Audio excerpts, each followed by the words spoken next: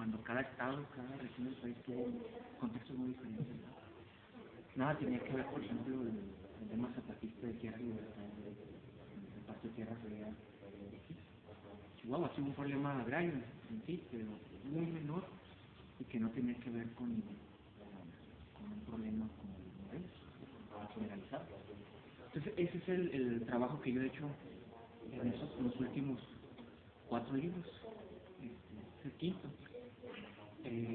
Hice una biografía de Guillermo Vaca. Guillermo Vaca son esos personajes de la Revolución de Chihuahua que quedó realizado, ¿no? De los pocos civiles que tomaron las armas, que no era ni campesino, que no era ni minero, ni militar, ni bandido.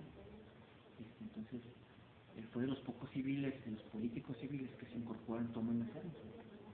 No hubo en realidad muchos de los que acompañaban a Madero en la fundación del partido para irse a la guerra. ¿Sí? Entonces, es un personaje, además que ahora que por desgracia tenemos al Barte Gobernador, que se puso de moda sus propios héroes, ¿no? ¿Sí? Entonces, buscó suplantar la figura de Guillermo Vaca, quitarle el nombre a la plaza que tiene 100 años, por ejemplo, y ponerle Luis Aguirre, porque los líderes son amigos de él, cuando el capítulo histórico de no tiene nada que ver. En realidad no pasó, como ella lo contaba. Entonces, en ese ánimo, pues, escribí la biografía de Guillermo Vaca. De lo poco que yo encontré, pues, alcancé para escribir un libro. El otro Rifleros de San Andrés, ese era un ensayo. Participé en un concurso de ensayo histórico de la Revolución en Chihuahua, por el dinero, ¿no? Era una buena para fomentar futuras investigaciones. Afortunadamente lo ganamos y me invitaron a que lo ampliara para publicarlo como libro. Ese libro no habla nada más de hombres, no habla de episodios de la historia de Chihuahua, de la Revolución Maderista otra vez, que no se les dio mucho, digamos, voz. Ahí habla de la rebelión en San Andrés, Santa Isabel, Chihuahua, toda esa región periférica de la capital del estado, que hubo una gran movilización armada en esas regiones. Los antecedentes, qué motivó a esa gente en particular a levantarse en armas. Por ejemplo, en San Andrés fue un problema de impuestos, ¿sí? Que poco tenía que ver, por ejemplo, con lo que motivó a la gente de Parral, que fue el despido masivo de mineros. Se acaba el dinero, deja de circular el dinero, los comerciantes dejan de percibir ingresos, las deudas se les acumulan, y por eso los comerciantes son los que encabezan la revolución en Parral. Entonces, en San Andrés, en particular, son un problema de impuestos, un problema en contra de los caciques locales. Entonces, me di a la tarea de recoger los máximos testimonios posibles de los descendientes de esa gente que aún queda en esa región, que me platicaran la versión familiar de qué pasó ahí en San Andrés en 1910 y 1911, cómo veían a Doroteo Arango. En ese libro ya empiezo a hablar de Doroteo Arango. Recopilar fotos de personajes poco conocidos de ahí de la localidad y pues reconstruir los episodios históricos que Almada ya aborda de las batallas, de los combates que hubo en esa región, pero muy por encimita.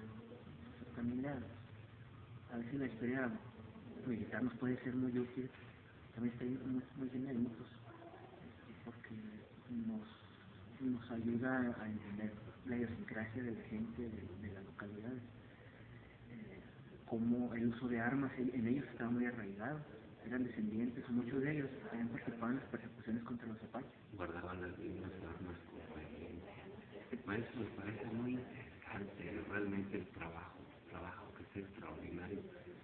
El ser realmente un investigador sociográfico en la recabación de datos auténticos, ¿no? Para partir de ello.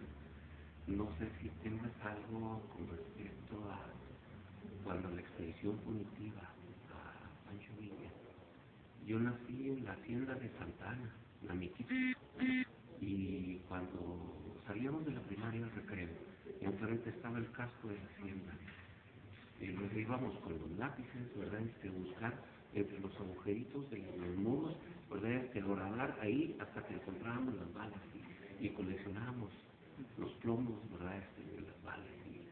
Y ahí hacíamos nosotros nuestra propia historia o jugábamos a las peleas.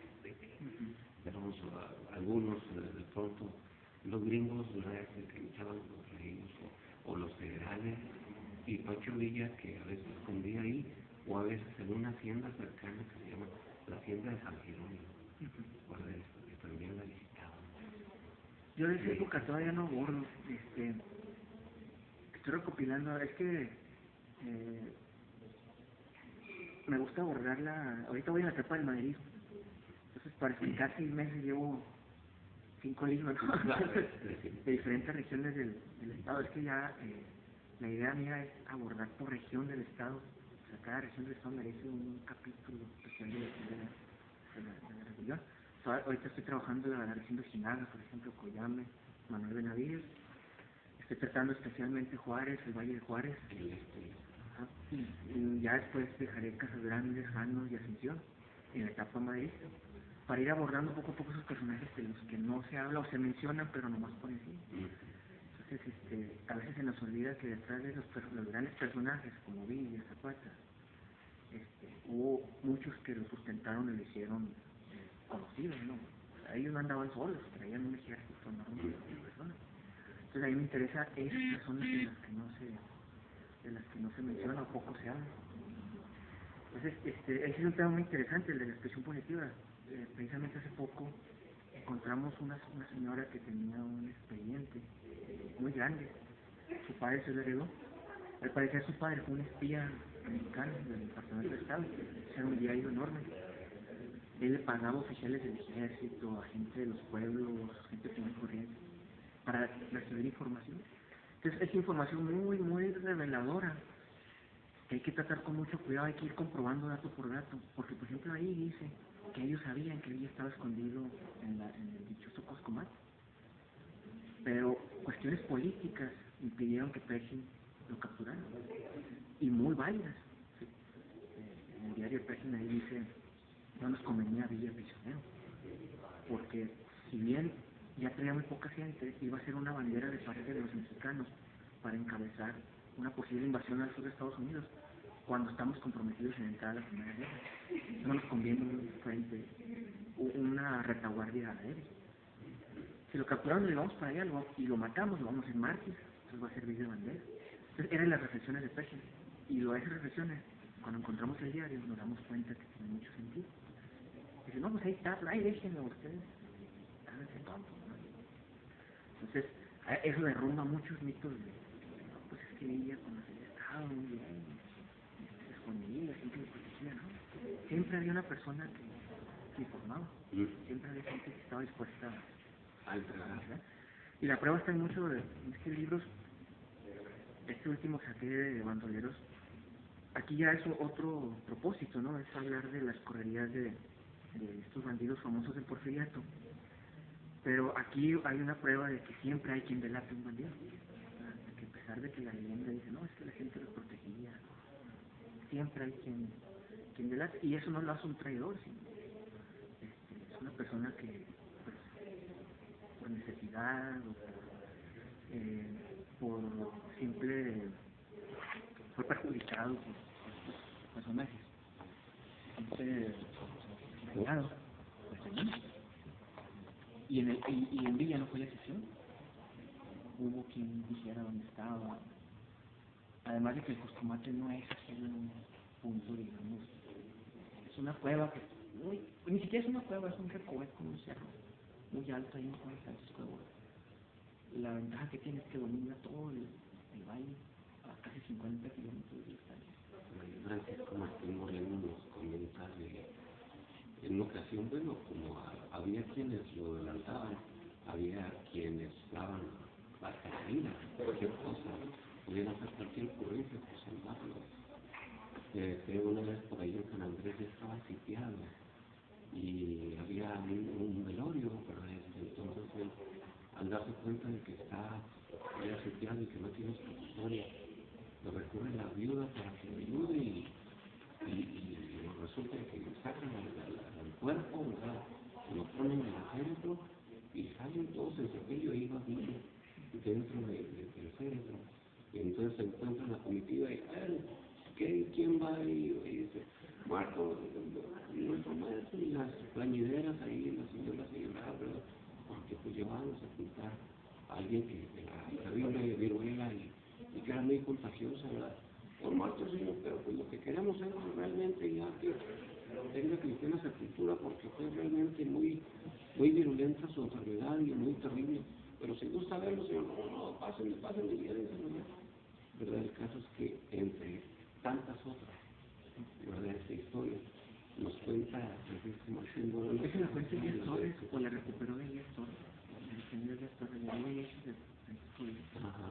Sí. Así el problema, uno cuando trata con personajes como Heraclio Bernal, como Doroteo Arango, es la gran cantidad de mitos, leyendas, y muchas veces no quiere decir que no sean ciertas, pero se enfrenta uno con un mar de historias que uno como historiador debe enfrentarlas con detalle. Hay una cosa que a mí se me ha criticado y pues a lo mejor con razón, o sin razón, hay que considerarlo, que son muy quisquilloso, que si no lo documento pues no lo incorporo. Aquí en este libro ya intentamos hacer ese ejercicio de incorporar esas historias y reflexionar en torno a ellas y tratar de ver de dónde vienen. Por ejemplo, en la historia de la hermana de Villa, que es la que a mí me apasiona y que yo aquí hablo en el libro. Él dice que se lanza como bandido porque su hermana no la viola, se la quiere llevar el patrón, que esa es otra de las cosas que se ha ido distorsionando en este que pareciera un juego del teléfono descompuesto, ¿no? Entonces, yo no sé dónde rayos, por ejemplo, saca Salmerón, que cuando saca sus artículos donde dice que cuando él dice que no cree en esa historia de la violación de la hermana, pero parte de que la historia, la leyenda dice que la viola, ahí ya está mal, porque cuando uno lee con atención las memorias de Villa, incluso las noveladas por Martínez Guzmán, ahí dice, cuando llega el doctor Arango del trabajo y ve a la hermana abrazada del patrón, de la mamá le está diciendo que por qué se la quiere llevar. Llega a Villa, supuestamente igual la sea, y ya, hasta ahí llega. O sea, no hubo ni abuso, ni siquiera la tocó, según la propia historia romántica de Villa. Entonces, cuando empieza uno a indagar en documentos fehacientes, no nada más en lo que está plasmado en esos libros que tienen mucho de cuestionable, se da uno cuenta que Agustín López Negrete, por ejemplo, el 22 de septiembre del 94, que es la fecha que ubica Villa, estaba en la ciudad de Durango. La señora estaba muy grave, era una infección pulmonar, me parece, y estaba pendiente de ella. Además tenía un hijo recién nacido, que había nacido en julio. La señora muere el 1 de octubre, el hijo lo registra en septiembre. Entonces, en el intermedio, entre todos esos problemas familiares que tenía, tuvo que haber ido hasta San Juan, quererle robar la hermana a Villa y no devolverse a seguir atendiendo a la familia. Eso era un poquito absurdo, ¿no? Entonces, y luego, después dentro de la mitología villista que dice que lo mata y muere, lo mata, pero lo hiere y luego muere por la consecuencia de las heridas en el personaje. Pues resulta que el señor, el documento dice que murió en 1912 de cirrosis, 8 años después de lo que dice. Nada que ver con lo que es el dominio público. Entonces, Supuestamente. pero ya tenemos unos puntos a nuestro favor, ¿no?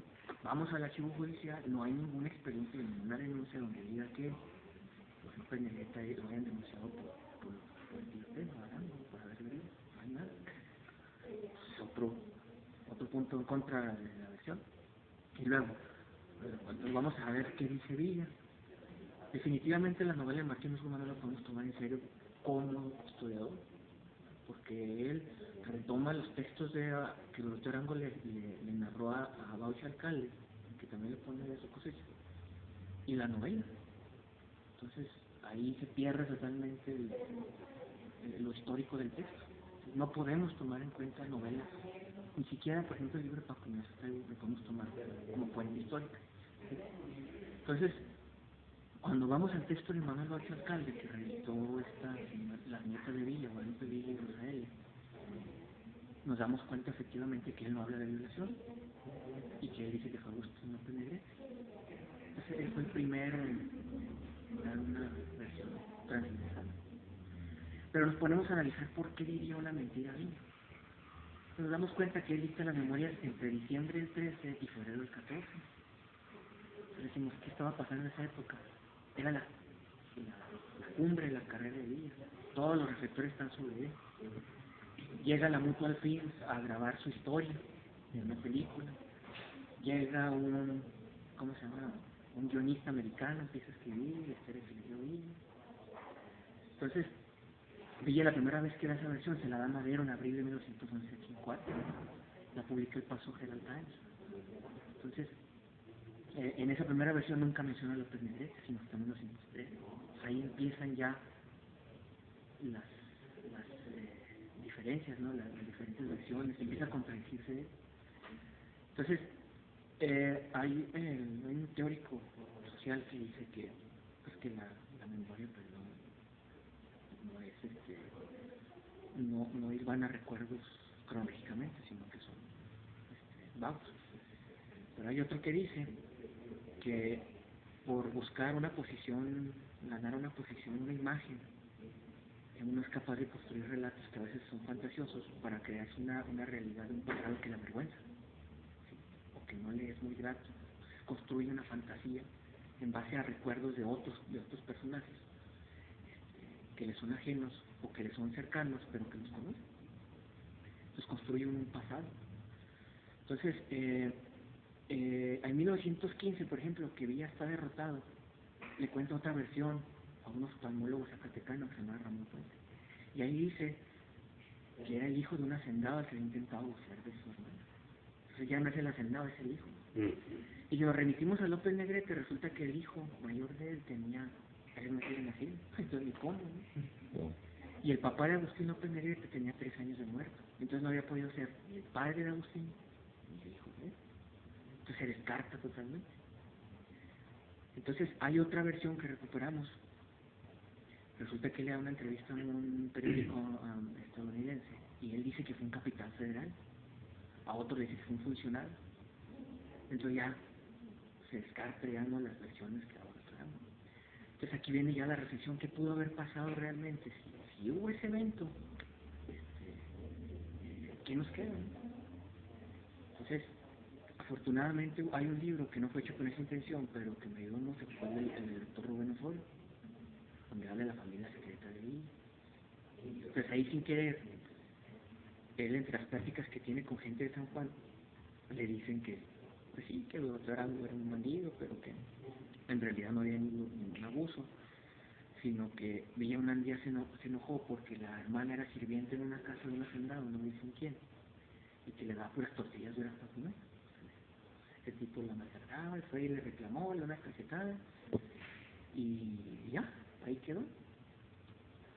Pero que ese no había sido el motivo por el cual se hizo bandido, sino que desde los 12 años ya había estado en la cárcel por robo de gallinas, por robo de cosas. O sea, ya había una tendencia y que no eran ajenas de la sociedad, nunca han sido, ¿no? Pero que el motivo no fue la hermana.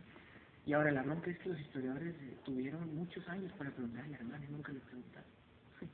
Que también, eso es parte también de esa historia que se dejó de hacer por basarse simplemente o por flojera, no sé, en novelas y en historias, en trabajos que ya estaban escritos. Ahora los que escriben sobre Villa, lo más cómodo es agarrar el texto de Martín Luis Guzmán, el de Katz, y para que digan que investigaron en Chihuahua el hermano, un refrito, una revolcada y ahí está. No retomas nada de Taibo. Aquí en el libro coincidimos en muchos archivos, pero no cité a Taibo porque Taibo, cuando vino Juárez a presentar su libro en 2006, le preguntaron que si era un libro de historia o una novela, que una versión. Entonces, ese género se nos fue la banda, que no existe y no cita Clepa. Un texto histórico tiene que estar citado con número Si no tiene página como lo hace Katz al final, pero cada cosa que se menciona en un documento, en un libro, tiene que ir citado. Tengo los libros de Katz, los dos mamotrefotes. Sí, para mí es extraordinario. Sí, Dos preguntas. Primero, pues, ¿qué piensa de Ignacio Taibo? Que a mí, en lo personal, me impacta con la vehemencia con la que de pronto cuenta su historia, ¿verdad? Y otra, ¿qué te hace llevar este camino hacia la investigación sociográfica en busca de desmitificar tal vez la historia, ¿verdad? Porque realmente el historiador luego va tras la historia verdadera de las cosas, porque en muchas ocasiones nos damos cuenta de que de pronto muchos libros de texto tristemente pues terminan siendo tendencias, ¿verdad? Y a veces más falso que un billete de 3 pesos. Y cuando de pronto nos ilustramos sobre el mismo hecho con distintos autores, nos damos cuenta que hay distintos tratamientos y otro enfoque. ¿Qué te hace a ti ir por este camino que pues es tan hermoso como penoso, me imagino difícil? Pues, bueno, Taibo, yo le reconozco que es un excelente escritor, escribe muy bien, muy ameno, un excelente novelista. Y ahora que he incursionado por la historia, el problema es que ahorita los historiadores quieren escribir novelas y los novelistas quieren escribir historia. Entonces bueno, para mí que soy tan cuadrado en eso, no respetamos ese, o sea, podemos muy bien ligar las cosas, pero decirlo con toda la sinceridad, esta es una linda novela, no venderla como un libro de historia. Al estilo Francisco Martín Moreno, que es exactamente, que es un historiador, pero muy irreverente, de pronto. O sea, o sea, ni siquiera no es un libro de historia, es una novela pornográfica, que usa personajes históricos. Sí. O sea, lucra definitivamente, distorsiona. Es vendedor de libros. Sí. Y bueno, Taibo, la biografía de Villa es un buen libro para acercar al personaje, pero ahí está vendiendo una imagen que él obviamente lo admira. Y yo lo que sí estoy en contra es de usar a los personajes históricos para promoción política, que es algo que Salmerón y Taibo se especializan. A lo mejor no se nota en el libro, en el caso de Taibo, pero a la hora de exponer, a la hora de vender la idea del libro, está vendiendo. Toma partido. Toma partido definitivamente. O sea, no me puedo parar. O sea, qué mal me vería yo ahorita que estoy en la plática, me paro y digo, viva el presidente. Y lo hizo un Durango. Entonces, eso no es. Como historiador, no. Él no es historiador y le puede perdonar. Pero el libro, ese libro de Taibo, ya uno como historiador que puede verlo punto por punto, pues está lleno de errores que él los asume inconscientemente, que a lo mejor porque no es historiador precisamente, errores que, repito los errores de Francisco Arraigada, de Calzarías Barrera. Por eso no puede ser. En la historia no hay una reflexión, un análisis de los textos históricos que él consulta. No hay trabajo de archivo, o sea, no se reflexiona sobre los documentos que se están obteniendo. Entonces, pero como les digo, es un buen trabajo para acercar al personaje, pero a la distancia. Si uno busca documentarse seriamente sobre el personaje, puede uno ver la lista de libros que consulta al final del capítulo. Pero repito, eso no son citas. Yo leí estos libros y en base a eso escribí el capítulo, pero no documenta qué cosa de lo que dice ahí lo retomó de cada cual autor. Que por ejemplo ahí... Sí, claro, para que no incurran en plagio, ¿se acuerdan de lectura? Por ejemplo, ahí se puede decir que si fuera un texto histórico de plagio, ¿no? Porque no cita las frases o los párrafos directamente de los autores, aunque los menciona al final. En el caso, por ejemplo, de Salmerón, que ellos sí citan, ¿no? Ellos sí citan al pie o al final. Es muy importante en el trabajo de historiador, de cualquier trabajo académico, de cualquier ciencia, se debe citar porque las ideas de cada historiador o las aportaciones son propias. Entonces, también uno, si encuentran un documento, aunque sea un archivo o un texto inédito, hay que aclararlo en el documento, ¿no? Aunque se haga pesado, difícil, no, hay que citar. Que es, por ejemplo, la queja, ¿no?, de muchos sectores, que los libros se vuelven difíciles, por ejemplo, el caso de Cárcel, porque pues, casi le dedica un capítulo a las citas, pero eso lo diferencia de un trabajo como el Alfredo, que ese sí es un trabajo académico, serio. Entonces, y bueno, la segunda pregunta, pues yo empecé en este trabajo de la investigación para resolver mis propias dudas, ¿no?, que yo tenía a la hora de escuchar a mis maestros en la universidad. A mí me apasionaba la investigación, siempre investigar la investigación, más que la docencia. La investigación a la hora de leer, que es cuando uno le nacen las dudas, las preguntas.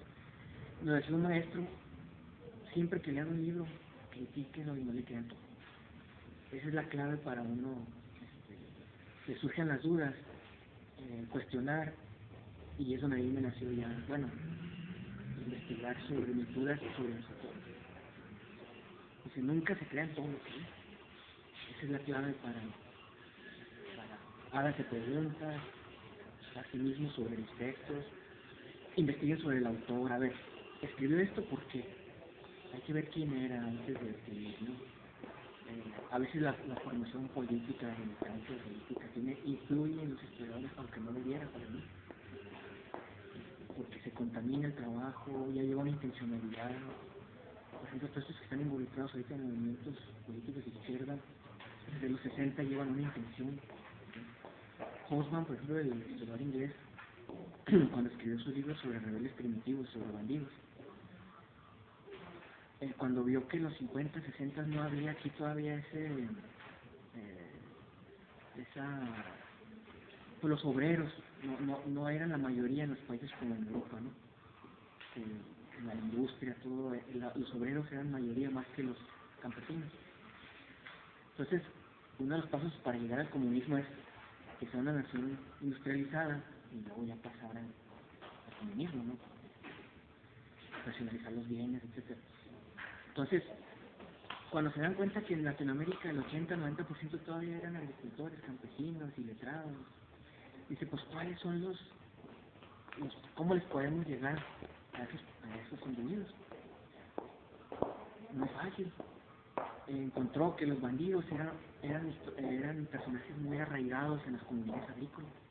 Entonces empezó a hablar de bandidos, de bandoleros en Europa, de hacer comparaciones de Villa con mafia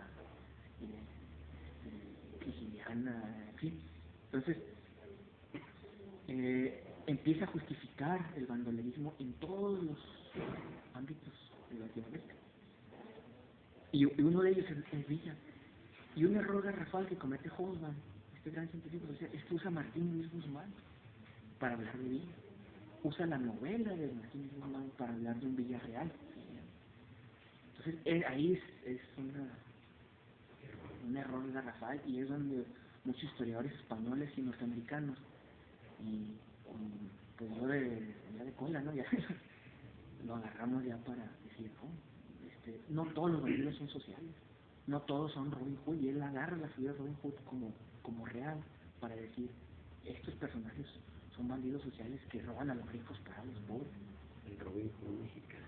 Exactamente. Y nada más romántico que eso, porque cuando lleva uno a los archivos, deja de lado la novela de Guzmán, va a los archivos, va a los testimonios orales, va a los textos, a los pocos textos que existen sobre el bandolerismo en México, se da una cuenta que no hay nada de romántico en ciertos bandidos. En Doroto Arango menos, porque Doroto Arango no robaba nada más a ricos, robaba a pobres, robaba a clasemelleros, cometió esos asesinatos terribles, con exceso de violencia, y está documentado todo. Entonces, ese es el punto a veces en el que nos diferenciamos los historiadores, ¿no? Que hay muchos que le dan peso a los textos sin analizarlos a veces, porque su propósito es otro. En este caso, Hobsbawm era político, ayudar a la causa marxista, revolucionaria, izquierdista, de traer adeptos. hacer ese tipo de historia ya desde un principio es oficial, maniquea, es manipuladora, supuestamente para combatir otra versión de la historia, que